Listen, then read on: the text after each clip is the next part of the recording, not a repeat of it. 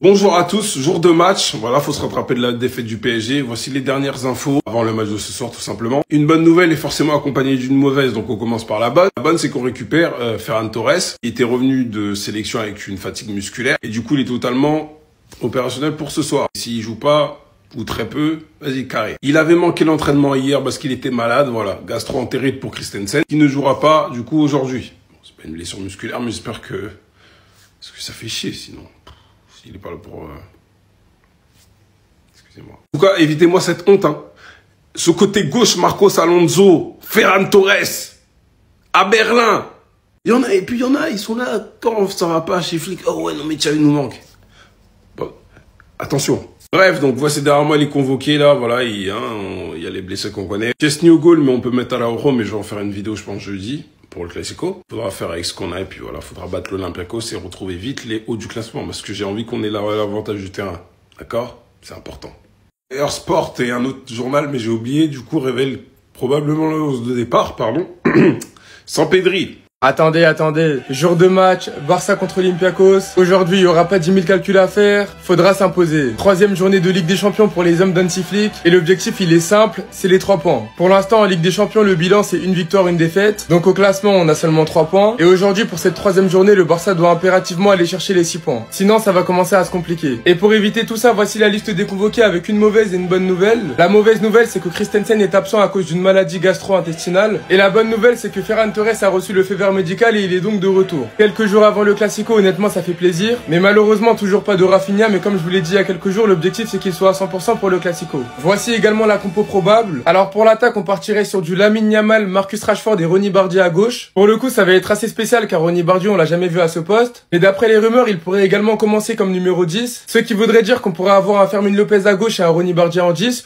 ou au pire des cas on pourrait commencer le match avec Ronny Bardi à gauche et au cours du match il y aura de la rotation entre les deux. Pour le double pivot on devrait avoir Casado et Frenkie de Jong avec un Pedri qui serait au repos. Pour le coup j'y crois pas trop mais j'espère que c'est vrai, parce que Pedri depuis le début de saison il est énormément enchaîné et on l'a même vu lors du dernier match, il était archi fatigué. Et pour la défense, Baldé, Araújo, Cubarsí, Eric Garcia à droite à la place de Koundé et Chesney dans les buts. Bref, en tout cas rendez-vous ce soir pour le match qui sera à 18h45 et s'il vous plaît le Barça, pas le droit à l'erreur. Voici notre entrée avant le fameux plat dimanche face au Real Madrid. Une entrée de qualité parce que oui, c'est la Ligue des Champions. Le Barça accueille l'Olympiakos. Et je vous le dis, hein, c'est 3 points normalement. Le 11 probable d'après Sport, encore une fois, je pense qu'il y aura des légères modifications. Je pense que Pedri va quand même être aligné malgré tout. Je sais qu'il faut le reposer pour le Classico. Mais bon, un match en Pedri, je sais pas si Hansi Flick le fera. Ronny Bardi est annoncé aussi comme titulaire, tout comme Araújo. Pour Araújo, je suis tout à fait d'accord. Et surtout, ce qui m'intéresse dans ce match-là, ce serait de voir Eric Garcia à droite. Parce que oui, Jules, il est pas bon. Il est pas bon et comme je l'ai dit, pour le mettre en forme avant le Classico, il faut le mettre sur le banc. Ça va tilter dans sa tête et vous allez voir dimanche, il sera fort. Araújo, au vu de ce qu'il a proposé lors du dernier match, même si c'était plus sur l'aspect offensif, il sera normalement aligné aux côtés de Pau Cubarsí. Du côté des offensifs, Lamine Yamal, Rashford, Bardi à gauche. Franchement, c'est une première, je sais pas ce qu'il fera là-bas. Et si c'est le cas, hâte de voir ce qu'il va proposer. À droite, on sait que voilà, il a cette faculté à pouvoir éliminer, mais dans le dernier geste, c'est encore très brouillon. À voir, pourquoi pas un repositionnement. Comme Rafinha de base, il était aligné à droite, il est passé à gauche. Il était extrêmement fort, donc pourquoi pas. Ce que j'attends du match de ce soir, c'est bien sûr les 3 points et la manière. Quoi?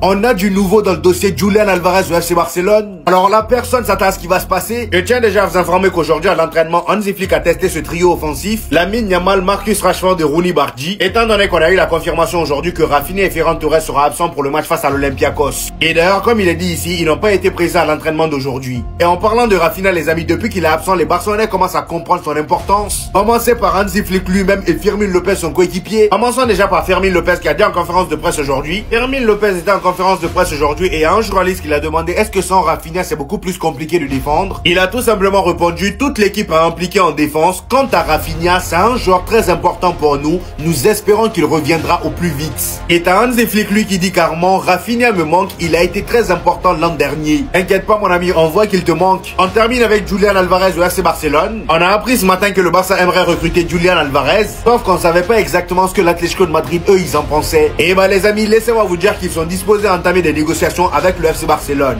Oui, ils sont prêts à se débarrasser de Julián Alvarez. Cependant, selon des sources barcelonaises, l'Atlético de Madrid demanderait près de 200 millions d'euros pour Julián Alvarez. C'est vraiment une folie. Clairement là, c'est du foutage de gueule. Ils veulent pas le lâcher. En gros là, c'est comme s'ils disaient, vous voulez le prendre, il n'y a pas de souci, venez, il coûte 200 millions d'euros. Et le Barça qui va payer 200 millions d'euros. Vous aussi, soyez gentils un peu. Mais comment ça 200 millions? Wesh le poteau, vous avez cru c'était Neymar 2017 ou quoi? Le Barça aimerait recruter Julián Alvarez, l'Atlético serait ouvert aux négociations et réclamerait 200 millions. Je l'aime bien Alvarez les gars, il est super fort hein. Franchement c'est un des meilleurs joueurs du championnat. Mais faut oser là.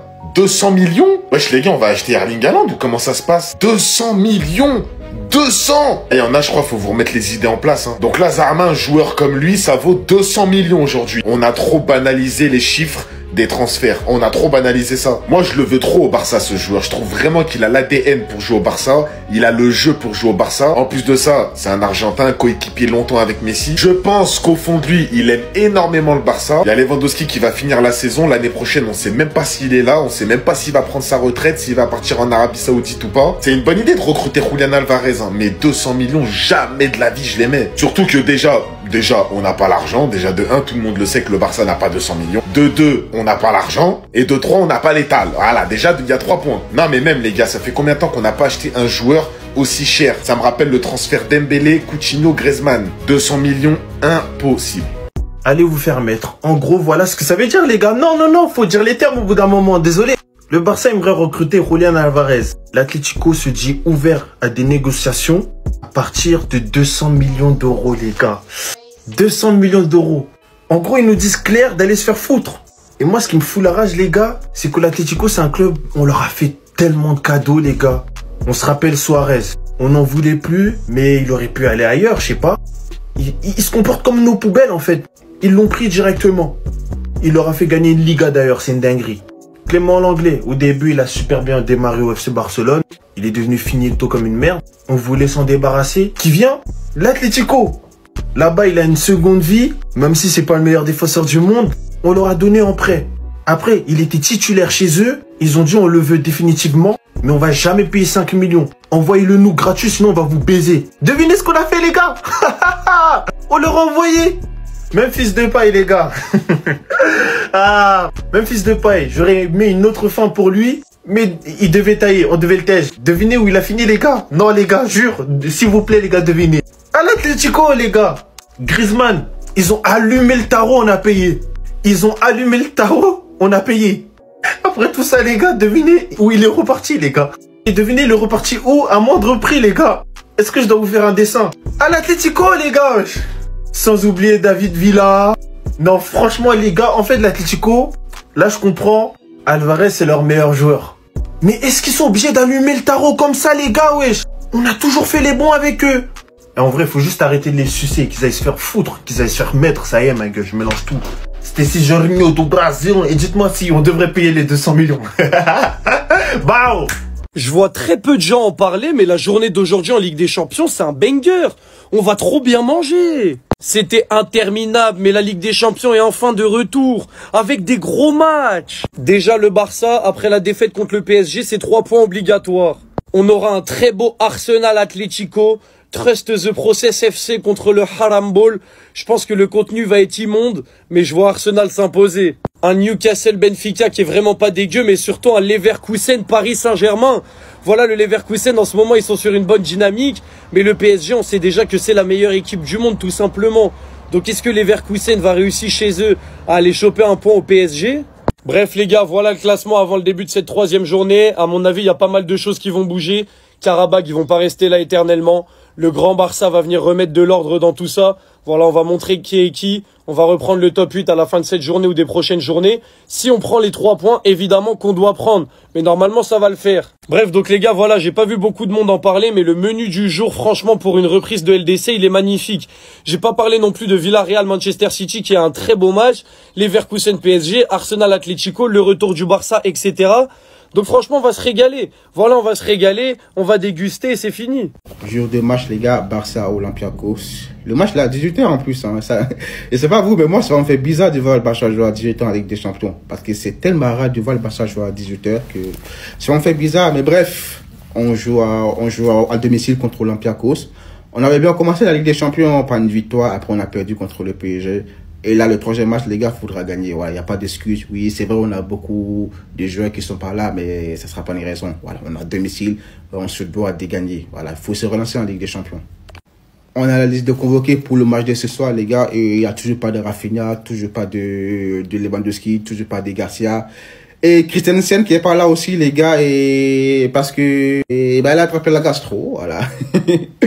Andreas Christensen sous d'une gastro intérim et sera forfait pour le match contre Olympiakos. Mais par contre, Ferran Torres, lui, il est de retour.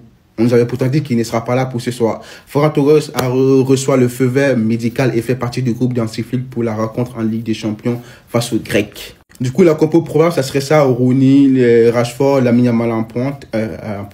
À droite, Fermin Lopez en 10, Casado et Frankie de Jong au milieu de terrain, Pedri qui sera au repos, Balde, Araro, et Koubarsi et Eric Garcia en tant que latéral, Koundé aussi qui sera au repos. Donc s'il vous plaît les gars, s'il vous plaît, les 3 points. Voilà, c'est tout ce qu'on vous demande, les 3 points.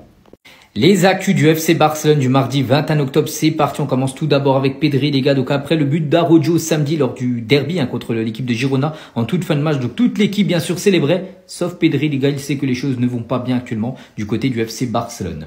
Aujourd'hui, c'est jour de match. Le Barça joue contre l'Olympiakos. Attention, le coup d'envoi 18h45. Donc voici le groupe retenu par Hansi Flick. À noter le retour de Ferran Torres, qui a été très incertain. Il est bien présent. À noter l'absence toujours de Rafinha. On espère qu'il soit présent pour le Classico dimanche.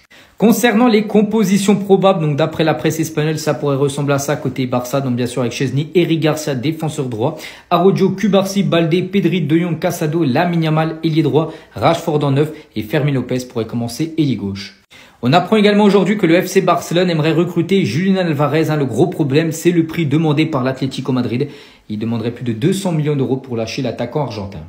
Et on finit aujourd'hui avec les 5 joueurs actuellement les plus chers au monde, les gars. Et Lamine Yamal est bien évidemment en première position. Lamine Yamal coûtera actuellement plus de 283 millions d'euros. Soit il essaye de se rattraper pour ses conneries du passé, soit il s'est rendu compte que jouer défenseur central sous Flickball, c'est pas pour lui. Et ouais les gars, Araujo il est malin, il sait saisir les opportunités. Il s'est dit Juan Garcia il est blessé, Chesney de temps en temps il fait des faces bizarres quand il a souri à la caméra la dernière fois ça a pas plu aux gens. Je peux sauter la place à quelqu'un et me réinventer un autre poste. Si c'est pas gardien, c'est numéro 9, y a pas de problème. Lewandowski blessé, les absents ont toujours tort. Le but Salvateur qui te met contre Girone, c'est pour l'envoyer à la retraite, il est trop vieux l'ancien. Casemiro avant d'être milieu défensif, il était attaquant. Il a vu que le poste il était trop bouché pendant les détections, il a dit non les gars, moi je suis 6, faites-moi jouer. Et dites-vous qu'à ce moment-là, il était même pas professionnel. Aujourd'hui, c'est l'un des meilleurs à son poste dans l'histoire. Pourquoi Araujo il le ferait pas? Faut placer les pions, tenter sa chance partout. En plus, Araujo s'il va dans un autre club, j'en suis sûr qu'il va être trop fort. Personne va m'enlever ça de la tête. Mais le Barça, comment il joue actuellement, ça demande trop d'intelligence et de réactivité tactiquement. Lui, c'est une brute épaisse, il devrait jouer en première ligue. Dans les duels, c'est un monstre. Regardez sur cette action quand Koubarsi il essaye de jouer le hors-jeu, lui il va couvrir. Il veut pas jouer avec son cerveau, c'est un mec dur sur l'homme. Lui, ce qu'il veut, c'est de la friction. Le pressing que vous lui avez mis, il est trop hard, carrément, il veut plus jouer à son poste, miskin. En tout cas, moi, je lui souhaite la réussite dans ses nouveaux projets.